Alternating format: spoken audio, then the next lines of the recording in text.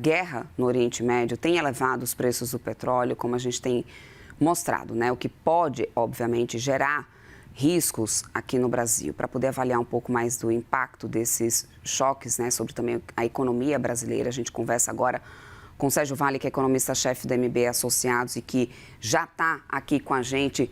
Meu querido, muito bem-vindo aqui, Sérgio, sempre à nossa programação. Vamos lá, então, falar um pouco sobre esse relatório nesse momento. Muito bom dia para você. Bom dia, Débora. Prazer falar com você também. Vamos lá, eu quero entender um pouco sobre o ponto de vista da gente ter agora o impacto trazendo um cenário mais incerto para o Brasil, essa questão macroeconômica que também tem preocupado bastante.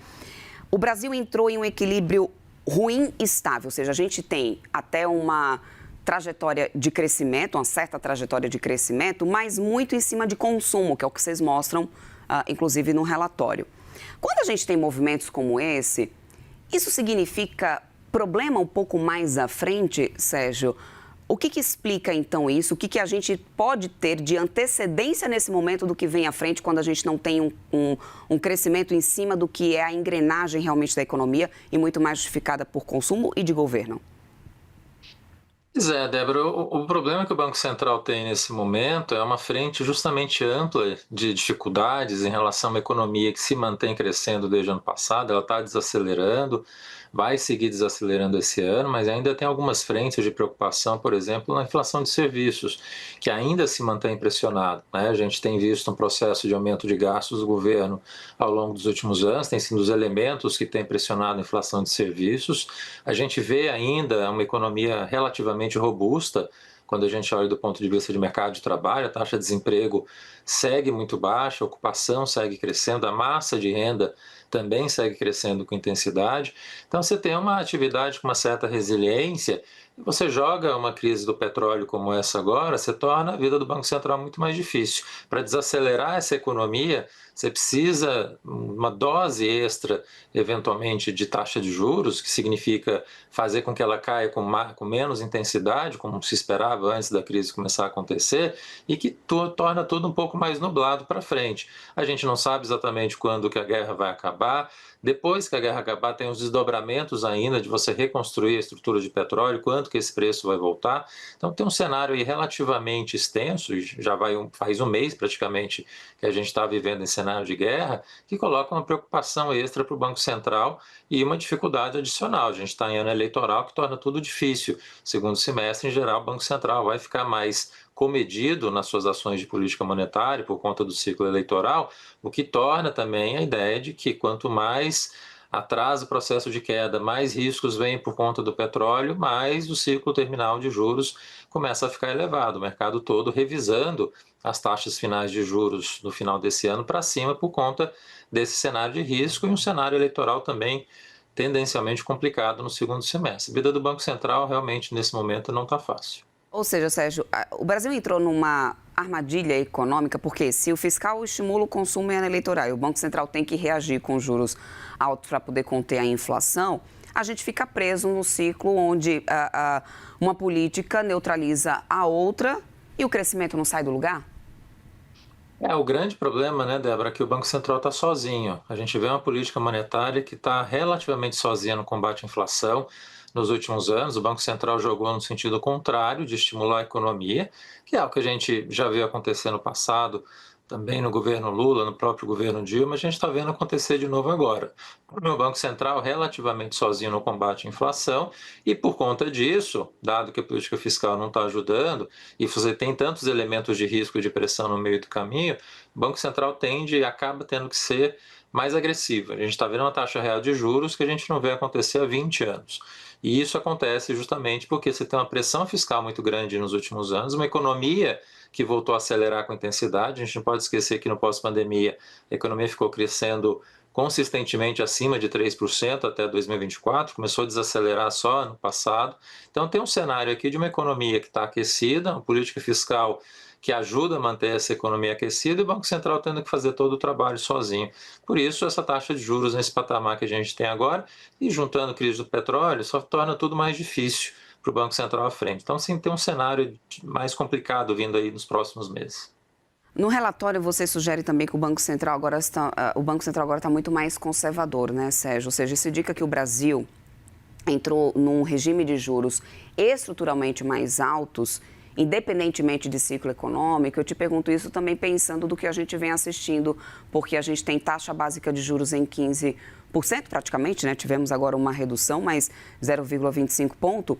Mas a gente tem uma resiliência muito grande ainda do mercado, ou seja, a economia passando. Muitas vezes parece que a economia até demora mais até responder à política monetária, ou seja, teria que ter uma estrutura de juros maior agora, mas de maneira mais persistente, ou seja, uma mudança estrutural e não mais conjuntural? A mudança estrutural que a gente precisa ter mais definitiva, Débora, é só no ano que vem, a questão fiscal, né? O ajuste fiscal adicional que a gente vai ter que ter ano que vem, seja a esquerda, seja a direita, isso vai ter que acontecer de alguma forma, né? Por mais precária que eventualmente possa acontecer, mas um ajuste fiscal adicional a gente vai ter que ver acontecer em 2027 e isso tenderia a ajudar o Banco Central. A gente não pode esquecer que o Banco Central que foi escolhido agora pelo Lula, que veio toda aquela ideia de que ia trabalhar pelo governo, um sentido diferente das pessoas que foram escolhidas em relação à equipe anterior, teve aquela certa apreensão do mercado que poderia acontecer. Mas justamente a gente fez esse índice de sentimento do Banco Central pelas atas, desde a época do Gustavo Franco até hoje, e o Gabriel e a gestão dele sai como uma das mais ortodoxas, digamos assim, mais conservadoras em relação a outras gestões no passado. Então dá uma percepção de que, dado o que aconteceu, essa ideia de você escolher membros da diretoria que tem essa visão, e a gente tinha essa visão um pouco preocupada em relação ao que poderia ser a condução da política monetária, o que acabou acontecendo é que a gestão foi conservadora de fato, e a gente está vendo isso acontecer agora. É uma taxa de juros elevada que muito provavelmente vai se manter elevada porque a gente tem riscos concretos tanto do ponto de vista da inflação e que, se adicionadas à questão do petróleo, torna tudo ainda mais difícil. É uma inflação, Débora, que no final do ano a gente está vendo ela ficar acima de 4%, né? De novo, bem acima do que é a meta, próxima do teto da meta, o que é mais uma dor de cabeça para o Banco Central. Esse Banco Central mais ortodoxo tende a manter juros pressionados no final. Agora, Sérgio, lendo aqui o relatório de vocês, até me surgiu uma dúvida, porque a gente sempre ouve, né, o governo falar, porque o PIB, que o país está crescendo, desemprego lá embaixo e tal, e bate muito na questão da atividade econômica. Mas se a gente tem um crescimento vindo de um consumo público e não de investimento, o PIB continua sendo uma boa métrica de saúde econômica ou ele acaba mascarando no momento uma deterioração estrutural que ainda não está sendo realmente considerada, principalmente pelo governo? Esse é um ponto importante, Débora, porque às vezes a gente faz a leitura do PIB no momento imediato e parece que está tudo bem, a gente tem que ver as entrelinhas do PIB. E as entrelinhas que são preocupantes nesse sentido é justamente o que você colocou do investimento. O investimento já entrou num processo forte de desaceleração desde o ano passado. Com juros nesse patamar, é muito provável que os investimentos continuem em desaceleração esse ano. Então, o PIB ficar 1,6% que o Banco Central está esperando, 1,8% que a gente está, esse PIB abaixo de 2%, é muito provável de acontecer. Quais são os puxadores dessa desaceleração? Primeiro, investimento, né, que a gente já está vendo desacelerar e tem impacto dos juros. Consumo vem nesse sentido também de desaceleração, de certa forma, especialmente tudo que é bem durável, que depende de crédito com mais intensidade. A gente já começou a ver uma desaceleração desde o ano passado. E as commodities, a agricultura, a agropecuária foi o grande destaque ano passado, mas esse ano vai crescer bem menos do que foi em 2025, tem uma safra crescendo menos, tem os efeitos da guerra em termos de custos de crédito, custos de fertilizantes. Então tem um cenário para o agro esse ano que não vai ser tão favorável como foi ano passado.